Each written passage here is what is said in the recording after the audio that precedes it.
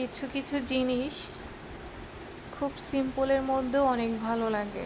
সিম্পলভাবে যে জিনিসটা রান্না করবেন সেটা অনেক মজা লাগে, সিম্পলভাবে যে জিনিসটা মেক করবেন সেটা অনেক ভালো লাগে।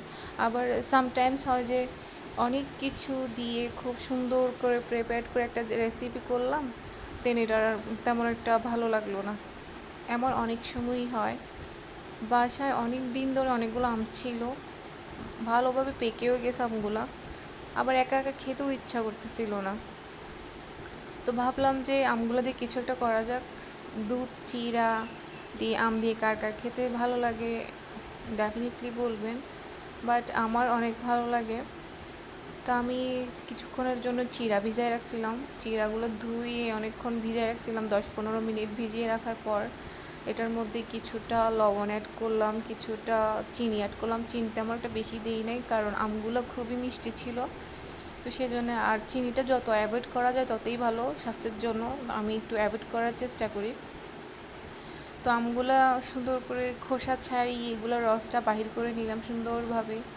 তারপর ভাবতেছিলাম যে দুধটা কি ঠান্ডাই দিব না একটু গরম করে। তারপর দুধটা খুব ভালোভাবে আমি গরম করে নিয়েছিলাম, একদম প্রায় আধা কেজি দুধ গরম করতে করতে শুকাতে শুকাতে প্রায় একবার কাছাকাছি নিয়ে চলে আসলাম। বিলিভ করেন আমার সত্যি সত্যি এই খাবারটা অনেক ভালো লাগে। আর আম কাঁঠালের সিজন আসলে অনেকেই এরকম করে খায়, বাঙালিরা তো ডেফিনেটলি খায়।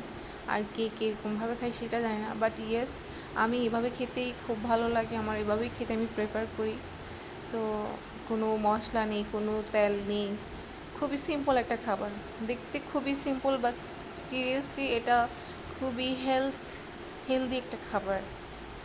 সো বানিয়ে ফেললাম। লুকিংটা কেমন আসছে জানি না, বাট সত্যি খেতে আমার সিম্পলের মধ্যে অনেক ভালো লাগছে। এমন কে কে খায়, হোপফুলি সবাই খায়, আম কাঁঠালের সিজনে সবাই খায়, সবাই পছন্দ করে।